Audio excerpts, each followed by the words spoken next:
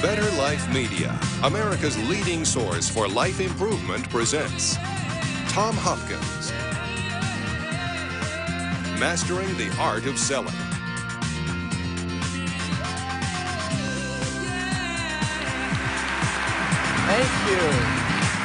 Thank you. Well, most of you are business people, so let me start off by asking you a business question. I'd love you to yell out whatever comes to your mind. How's business? There you go. That was a test question. I'd love to teach you a great word as I start with you. Because, see, in business, there are days when things don't go the way you'd planned, right or wrong. How many of you had one of those days that everything went wrong? And then one of your friends says, well, how are you doing? And you can't say, I had the worst day of my life. So I'd love to teach you this great word. When anyone asks you how business is, get excited, and I'd love you to say, unbelievable, because that covers it either way, doesn't it? So let's start again. How's business? How are some of your clients? How's your in-laws? See, it really covers it either way, doesn't it? Well, I'm thrilled to be here. Whenever I get the chance to present my favorite subject, which is mastering the art of selling, I get real excited. And as was mentioned, I really believe that all of us, in a way, are in sales. We're selling people to do what we like them to do if they work for us. We're doing our best to convince people that we work with to let us be promoted. So we're all, in a way, in selling. I think a great parent is using what I'll teach you today to motivate their children to make decisions. I think a marriage is not an easy thing to keep if you don't learn some selling skills. So I think you'll be able to apply this to anything in your life, okay? So the first thing I want to talk about is mastering the art of selling. Now, I have a passion, and my passion is collecting fine art. And if you look back over the years to the masters of art, the Rembrandts, the Chagalls, the Moreaus, if you study them, you'll realize that they, of course, had a tremendous talent for art, and they used oil on canvas. Well, in the profession of selling or motivating people to make buying decisions, the medium we use is not a canvas and not oil, but what we use are strategies, techniques, questioning skills, and when you paint the picture properly, the positive emotions of the buyer to say yes to your offering are created. And that's the same when I, for example, was early in sales. I didn't understand the basic truth that no one says yes logically. They say yes emotionally, then they defend that decision logically. So if you are in the business of moving people to yes decisions, it is done primarily emotionally. Now, I didn't know this when I was brand new. Now, I want to ask you a question. How many of you ever had too much month at the end of your money? Can I just see your hands? Well, if you said yes to that, that's kind of the way I started. I was 19, unheard of, to go into the profession of selling, primarily choosing real estate at that point, which was a very high-end item for a 19-year-old. And I didn't do well when I started. Now, granted, today I'm blessed to hold a record for the most number of home sales that have ever been made, but that wasn't true in the beginning. I only made one sale in the first 6 months. And that's not really true. I did not make the sale. I was the only one in the office. A couple came in and the husband said, we saw a home with your sign on it and we want to buy it. And luckily, he knew how to fill out my forms. People say to me, what happened, Tom, to change you from a 19-year-old kid that didn't know what he was doing? I did what you folks are doing today. I did what you watching this program are doing. I invested in my education. I spent the last $150 I had to go to a seminar, and the man teaching it, I can honestly say, all these years later, had a life-changing effect on my life.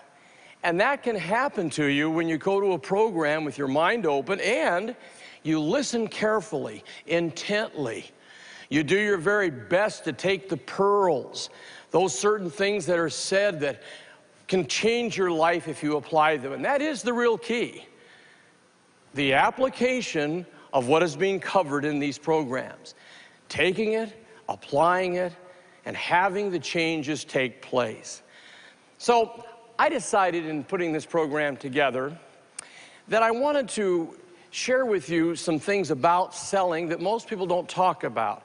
See, because most people think the word selling and they go, well, they got to be great talkers. There's three things I think you have to have first. And I'll ask all of you here, how many of you believe in your product? Let me see your hands. How many of you believe that you yourself would buy it? Oh boy, you better. How many of you are enthusiastic about the profession of selling? Great. Now I want to start off by saying you got to believe in what you do. I've had people on talk shows say, Tom, I'm thinking of going into sales. Where can I make the most money? And I go, that's not how you look at finding a profession called selling. You need to find something you love. In fact, it has to even go more than a love. I think you have to have a passion for what you do. You have to be passionate, where you're so excited to help people get involved in your product, where you just love what you do. Now that, they can't say no to. And never, ever forget this. People will say yes more to your belief, your conviction, than they will your technical skills. So the first key is you got to buy what you sell if you're going to have true integrity. I've had people say to me, Tom, I've read your books, I've heard your tapes, I bet you could sell anything. And I say, no, I couldn't. I could not sell something I did not totally believe was good for the consumer after they owned it. And that's the key to professionalism. You have to say, looking across that table, looking across that desk, I know these people are qualified, I know they will be happy, I know they will enjoy this wonderful opportunity I'm offering them. Your belief is absolutely critical. Most people that gravitate into the field of sales are good talkers. Oh, they can talk. Boy, can they talk. But I totally believe you have to start with three things first. The first thing you have to have before you start telling people what they should buy is you got to find the product that you so believe in that you're excited about.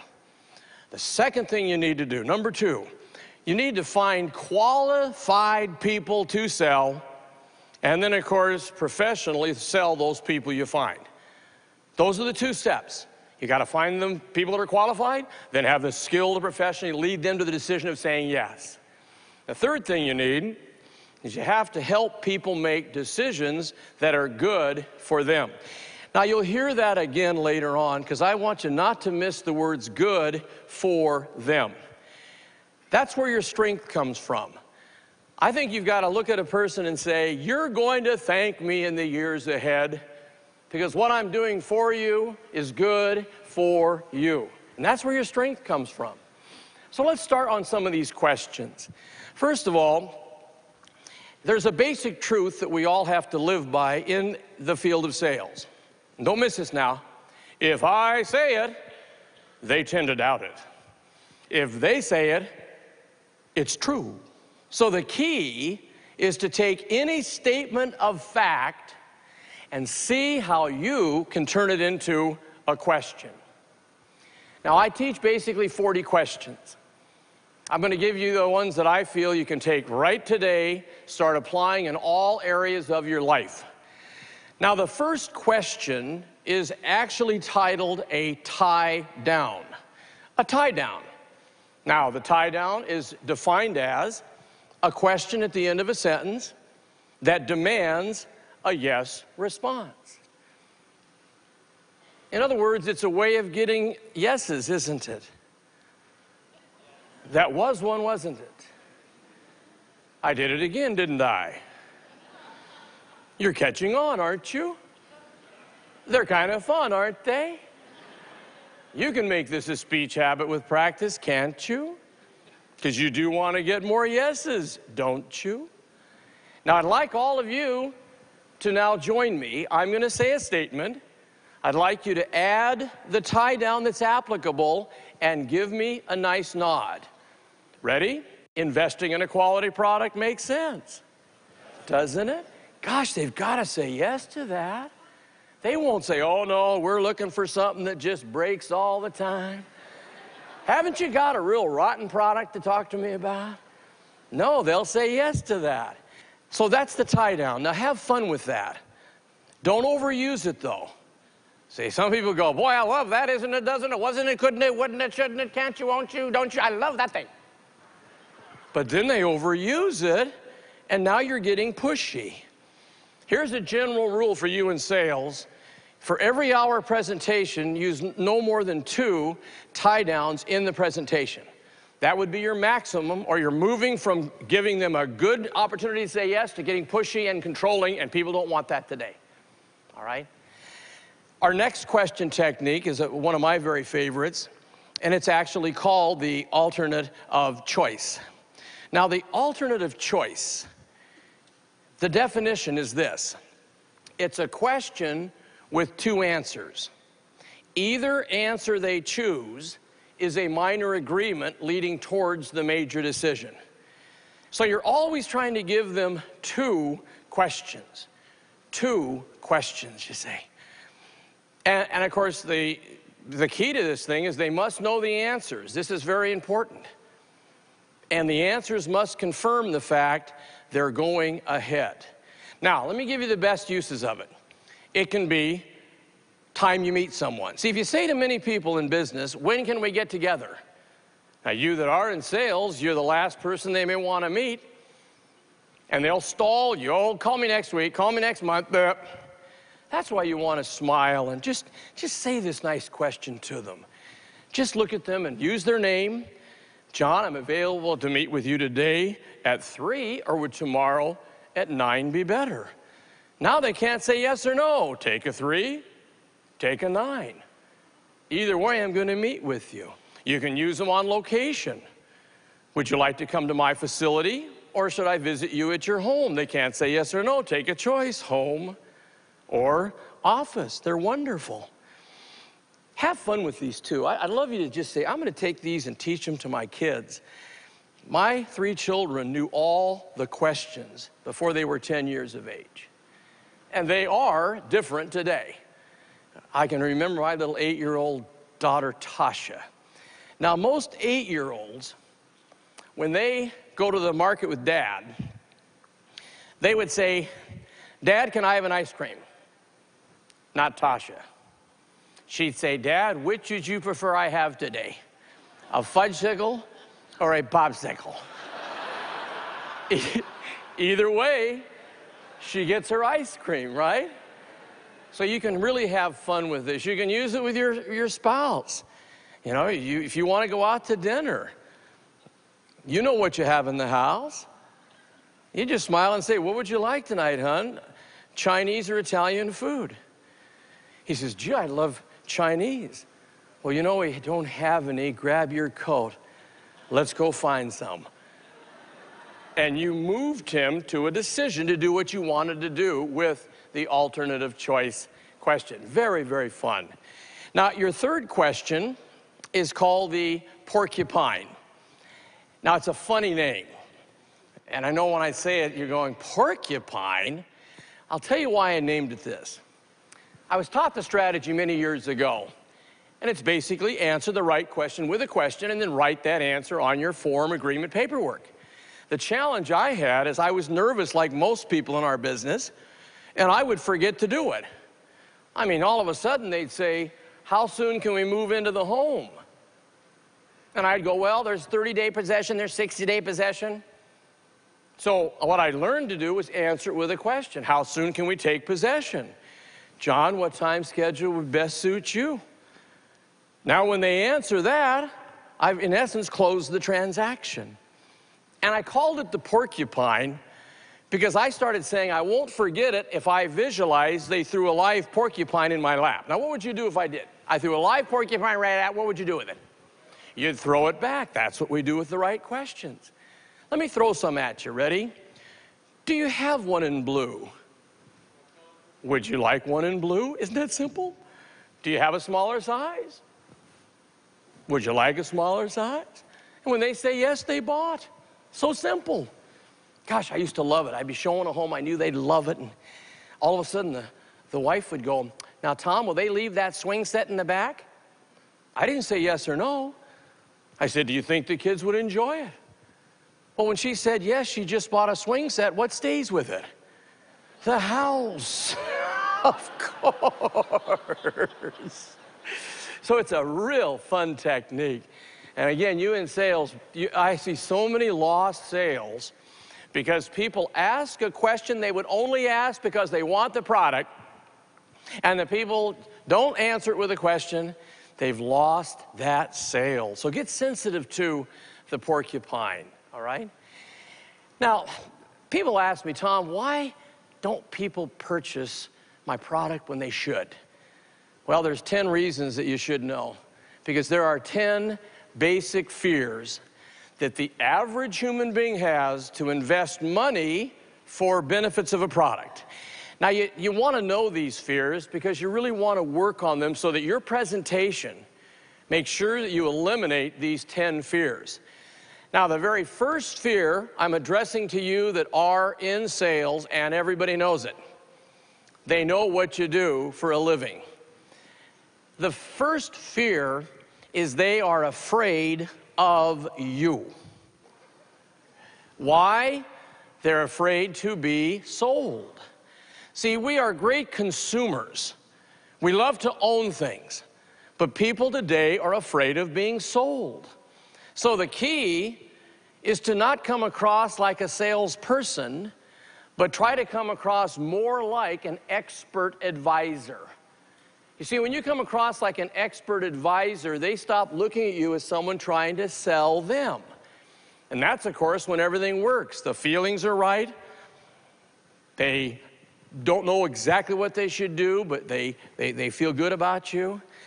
See, if you were to boil down the whole key to this business to one sentence, let's just say hypothetically, you were in the elevator at the hotel, and I was in the elevator, and you says, Tom, I'm studying your training, I've read your books, blah, blah, blah, blah. We got 10 floors till we get to the top. What is the real secret? And I would say I can boil everything I teach down to one basic truth. If you make something happen with people, you're going to do well in this business. What is it? You have the ability to have them like you, trust you, and want to listen to you. You see, if people like you, then they trust you, and they want to listen to you, not have to. They now open up and say, I need more information. That is when you really are going to do well in this business. Now, the second fear that people have, they're afraid of making a mistake. And you know, all of us are. Many people have purchased something they wish they'd never purchased. They were told something and it didn't work, the warranty wasn't good, and so they have this fear that, hey, I'm not making a mistake.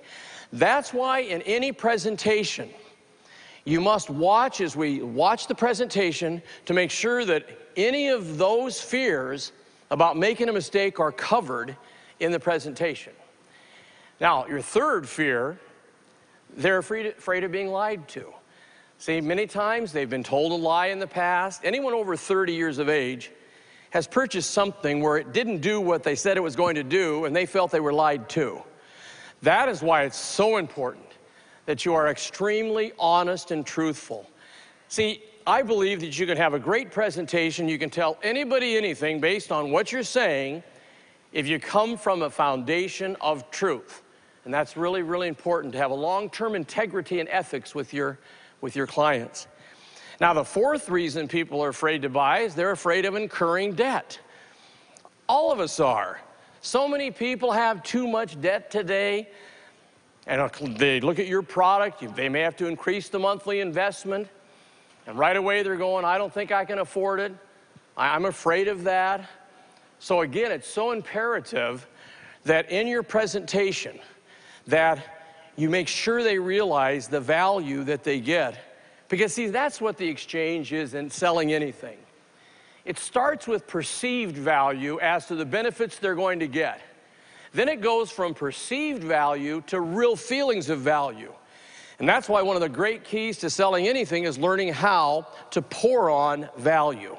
Because if there's enough value, it diminishes the investment they're going to make. Fifth reason, this one takes a little explaining. How many of you that are in sales market your product primarily to two people, a husband and wife at the same time? Let me see your hands. Okay, quite a few of you. You've got to be careful here, because this next reason has to do with one of the couple at the table. Meaning, let's say that you're a real good friend of the husband, and he's made some mistakes. You're close enough to tell him, let's say you're in financial services, and looking at what they've done with their investment portfolio, they've made tremendous mistakes. Well, now here's the situation. All of a sudden, you are real blunt with John. John, what were you thinking? This is the stupidest thing I've ever seen. Well, all of a sudden, John feels his ego is threatened, and the next fear takes place. And that's the fear of losing face. To where he loses face in front of his wife because you talk down to him. That's why it's very important. Here's another concept. Make everybody at the table feel important. Never talk down to anybody. Never belittle anyone. It's amazing if you make everybody feel important, which is, again, is uplifting them, how they'll want to do business with you not only once, but for a lifetime. And that's when you really have done your job, when they want to be a lifetime client. My last year in sales, 96% of the people I met and got involved in our opportunities were referred to me by other happy people. And that only happens when you do a great job for them. When they know, wow, this person cares more about me than making a sale. And that's something you want to work on, that feeling. Now, there's a word for that. You've heard it during the program, and it's called the word empathy. See, empathy to me is the most important thing people have to feel you have for them. You have empathy for them. Empathy is putting yourself in their shoes. In fact, I have a poem. I love poetry. It's another thing I write. I love it. I have a poem that I think will really illustrate to you what this empathy thing's all about. Let me share it with you. When you walk down the road of life and come to that bridge, knowing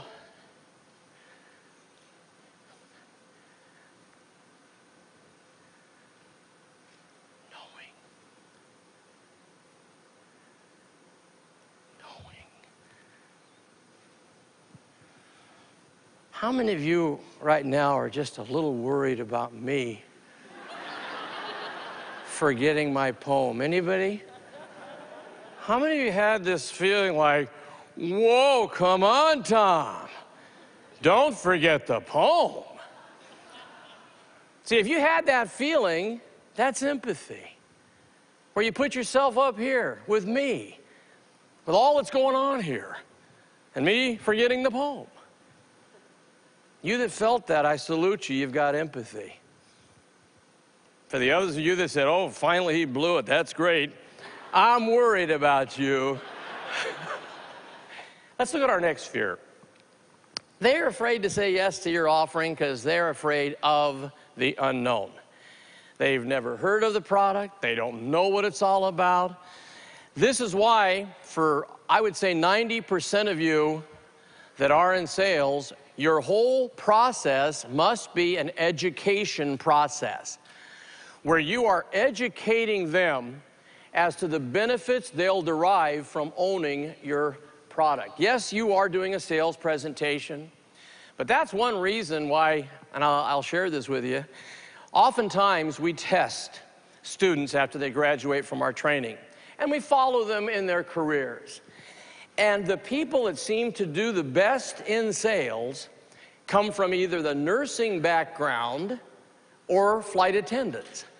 Now, I know that sounds hard to believe, but we've followed these people, and the reason is, I feel, is a nurse is a teacher.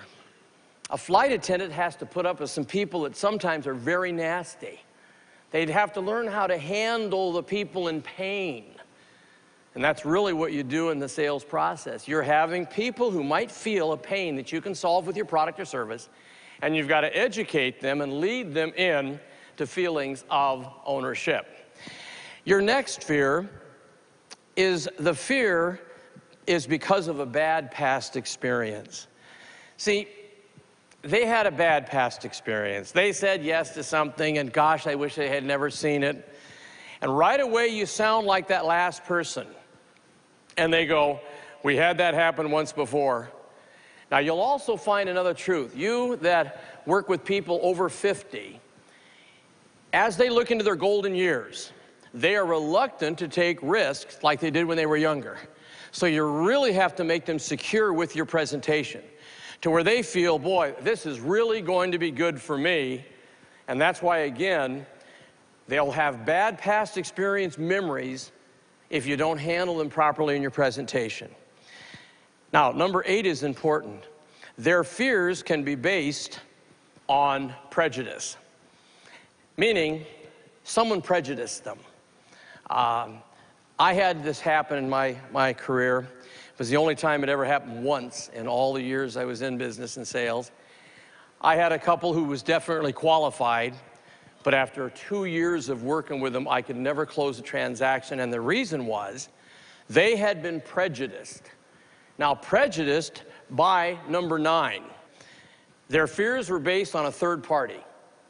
Their parents said they shouldn't do it, their grandparents said they shouldn't do it, and so they'd been prejudiced by a third party, and because of that, that fear of making the mistake, the fear of all the things we've talked about, overwhelmed them, and they could not go ahead. Now, your last fear is an interesting fear. It's a fear because of the words you say. Now, when I first started with you, I mentioned comparing selling to an art form and the great masters using oil and canvas, and we use words with people. And every word you say has one of two effects on people. Either it's a positive effect or it's a negative effect. And I'm going to really ask all of you that are participating to not use these 8 words, because I totally believe a person can be this close to saying yes or this close to saying no. And all of a sudden they hear one of these words and the fear overwhelms them. Now, the first word you don't want to ever say to them when you're telling them how much the product or service is the words cost or price. See, because as soon as you say the cost is, the price is, their first reaction is, it's too much, or we should shop around for a lower price. Now, that's what cost or price triggers. John, the price of this vehicle is $28,500. Right away, they go, that's a little higher than I thought. Maybe we should go up the street to another dealership. Or many people today are overwhelmed by the appreciation of what things have gone up to, and so you give them a price and it knocks them out. So I'm really going to ask you, when you tell people how much your product or service is, don't use cost or price. Share with them the total investment or the total amount. Now, the next word is a real fear producer.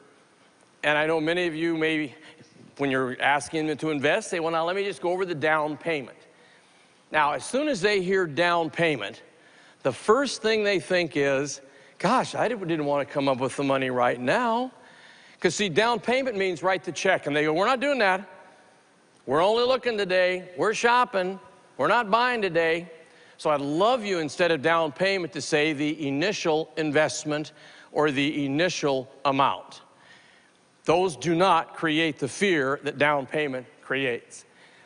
Now, your third word you don't want to say, because everybody in the country has too many of these, and that's the words monthly payment. See, when you say monthly payment, it takes them back to that little table that they sit at once a month, and they write a check, and they hope they have enough money to pay all the bills. So I'd love you to not tell them the monthly payment. Instead, use the monthly investment or the monthly amount. Monthly investment or monthly amount. And of course, your next word. Boy, you talk about a scary word. Don't call it a contract. See, when you say, let's go over the contract, they remember mom and dad saying, don't you get near a contract. In fact, if you get near a contract, you better read the small print, and if you don't understand it, make sure you get an attorney involved. So all of that is built in when you say, let's go over the contract. So instead of calling any printed form that you fill out and they put their signature on, don't call it a contract. Call it either the paperwork or the agreement or the form. See, it's a whole different feeling. The next word you don't want to say is a small word, but it's very fearful. Don't say the word buy. See, when you say, when you buy this, that's what they didn't want to do. They're there to look. So every time you go buy, when you buy, you're going to love buying here, buying there, buy this. They go, we're not doing that today. And many of them you're going to meet have made a pact before they meet you, where that husband said to that wife, Mary, you keep your mouth shut. We're not buying anything. We own too many things. You can't say, no, I'm not sure what this whole thing's about. So right away, every moment you say buy, they put up the defenses. So drop by. And from the moment you meet them, use the word own.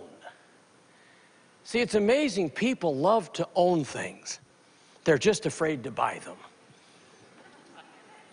And again, it's a whole different feeling. It's amazing. Instead of saying, you know, when you buy in this neighborhood versus when you own the pride of ownership that people do that live here. And it's a whole different feeling. And we are, again, helping people emotionally say yes.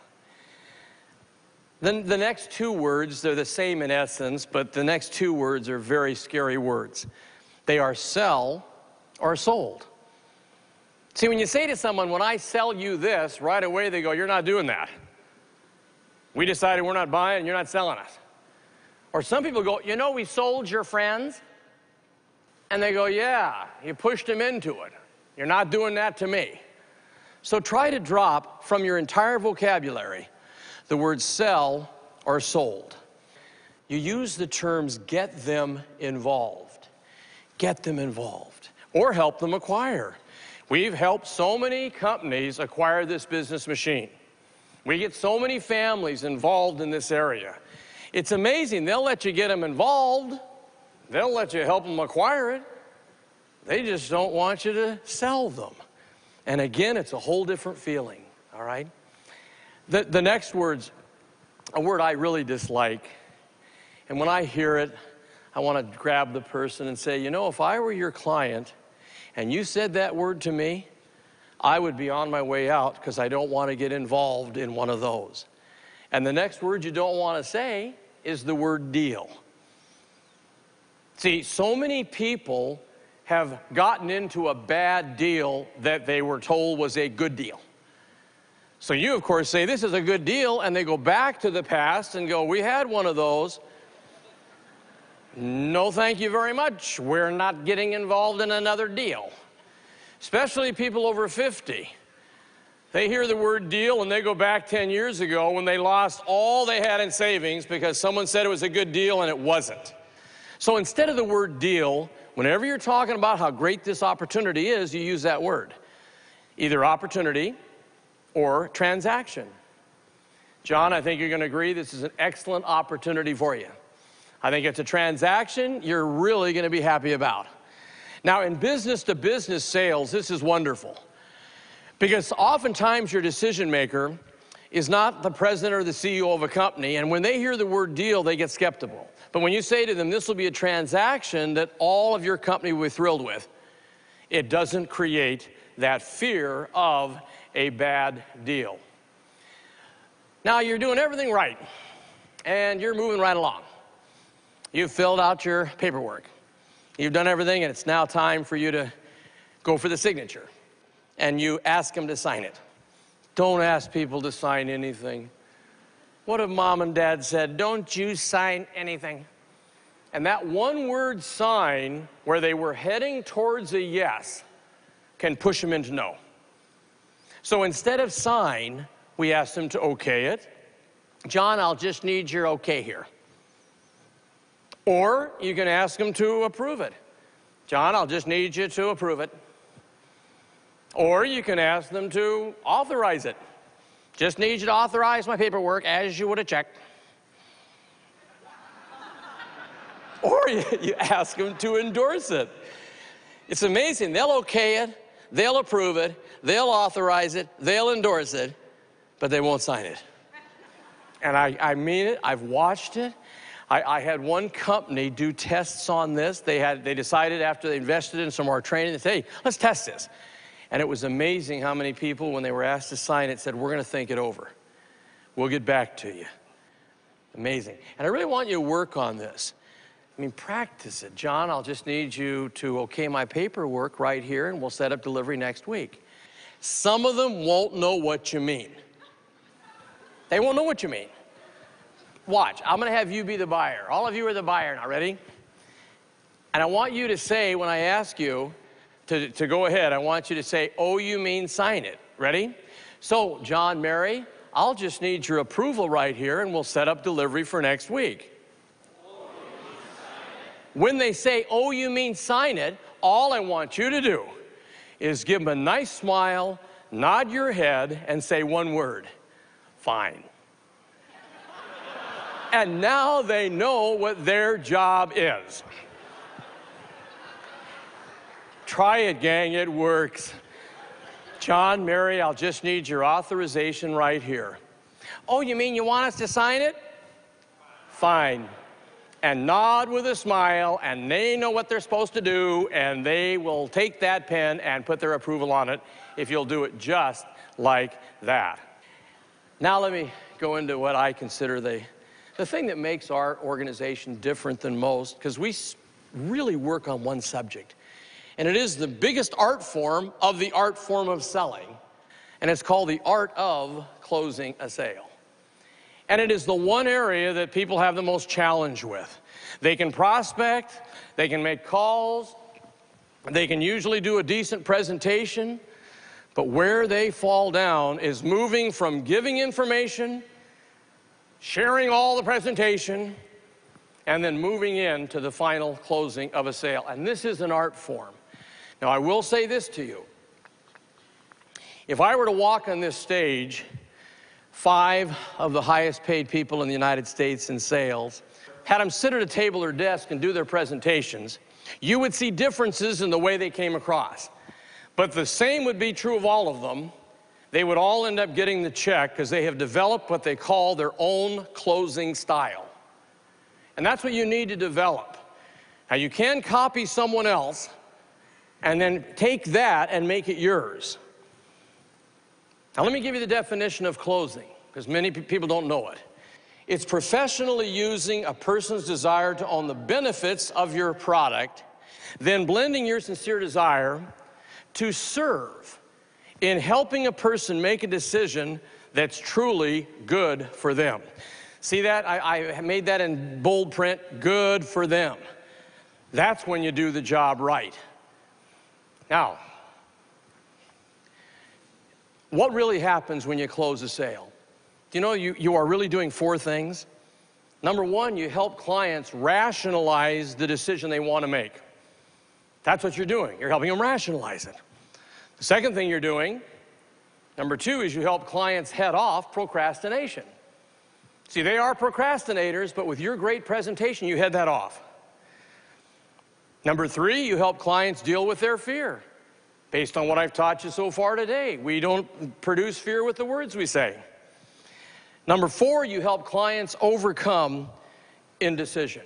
Overcome indecision. Now, those are the 4 things you do when you're great at that table presenting and closing a sale. The final closing, this is the final closing, begins one of 3 ways. The first way it begins, now I'm talking, they know everything they need to say yes, and now I'm going to the final closing. The first way it starts is the buyer asks you a porcupine question, the answer to which you then write on the paperwork by saying, let me make a note of that. In other words, they go, Tom, will you train us to use the copier? You don't say yes. You smile and say, is training something you'd like? When he says yes, you then move right onto the form, well, let me make a note of that. Training required, and I am closing the transaction. That's such a beautiful way to start. The second way it starts, number 2, you ask them what we call a final closing question, and it's a minor close. It's called the test close. So you ask them a test closing question. Gosh, I'd love you that are in sales to just turn to the buyer and just say this sentence. John, how are you feeling about all this so far? I didn't ask him to buy. I said, how do you feel? And when they say they feel good, that's when you know it's time to move right onto your paperwork by just saying, let me make a note of that. The next way it begins, see, there's 3 ways. The third way it begins is you just ask them a reflex question and move on to your paperwork. Now, there's more than this, but the most popular reflex questions. Number 1 is the date. Gang, you're well off if you don't know the date. Just smile and say, you know, John, I've been running at such a pace. Do you know the date? He gives it to you. Just thank him and put it on your form. And you're closing. Number 2, the correct spelling of the name. Don't do this with a Jones or Smith, but if it's Mr. Stinskowski, smile and say, Mr. Stinskowski, can you help me with that spelling? Well, I sure can. He spells it, you fill it out on the form. The third way, which was my favorite, was you ask the middle initial. Mary, did you have a middle initial? She says B. You say, let me make a note of that, and you on the paperwork. And you're going to have such fun when you make this happen. Now, here's another very, very critical point. When you finish filling out any form, you pick it up, you scan it for correctness, and deliver your final closing sentence. And you want to write your own. Let me give you an example. Here's what we call just a generic one. John, with your approval right here, we'll set up delivery for next week. And there you've asked him to put his signature on it. Now, here is the most critical instruction I'll ever give you, and I learned this many years ago. Whenever you ask the final closing question, and you that are taking notes, you can score this big. When you ask that final closing question, you must shut up. See, if you talk, you'll end up owning it. Let them have it. Now, this takes a little work because it's nerve-wracking. But when you smile and say, John, I'll need your approval right here, and you shut up, all he can do is either give you the reason he's not going ahead or put his approval on the paperwork. I'd like to have you join a very elite group, and those are the people that know how to handle the words, I want to think it over. Now, all of you in sales are going to hear, I want to think it over. And I'd love you to learn what to say, because this is the most important thing you're going to do in all your career is when they say they want to think it over. You want to smile and be real nice and just learn these words. You say, oh, that's fine, Mary. Obviously, you wouldn't take your time thinking this thing over unless you were seriously interested, would you? I mean, I'm sure you're not telling me that to get rid of me, so may I assume that you'll give it very careful consideration. She will agree. Then you simply say, just to clarify my thinking, what phase of this opportunity is it you'd like to think over? Is it the quality of the service I'll render? Is it the color? Is it something I've forgotten to cover? She says no to all of that, and then you simply say, seriously, level with me, could it be the money? Because 9 out of 10 times, it is the money. She will say the next thing. Tom, I think it just costs too much. Please, when anyone says it costs too much, just smile and say, you know, today most things do. Can you tell me about how much too much you feel it is? Now you get an amount of money. Then you move to the next strategy, which is called the reduction to the ridiculous, where you take an amount of money, find out how many years they're going to enjoy the product, get it to an annual amount, then go to a monthly, then to a weekly, then to a daily. See, a home that's only 25 cents a day too much is easy to accept rather than a home that's $3,000 more than they want to pay. And that reduction to the ridiculous is a fabulous technique, all right? The last thing I want to share with you is this. You got to learn to psych up every day in business.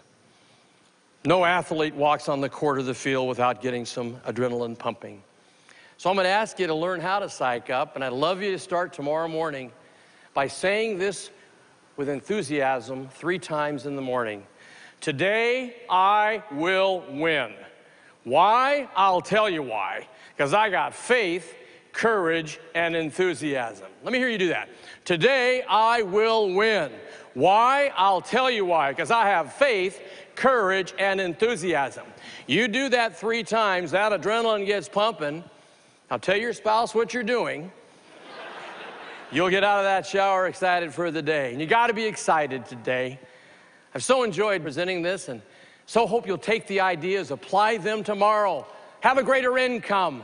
Be the person of your dreams. Thank you so much. Hey. Thank you. Thank you. Oh, that's very nice. We hope you've enjoyed this special presentation of Tom Hopkins, Mastering the Art of Selling. If you'd like to own a copy of this program or any of Better Life Media's programs, please visit our website at betterlifemedia.com, where you'll find all types of valuable life improvement information.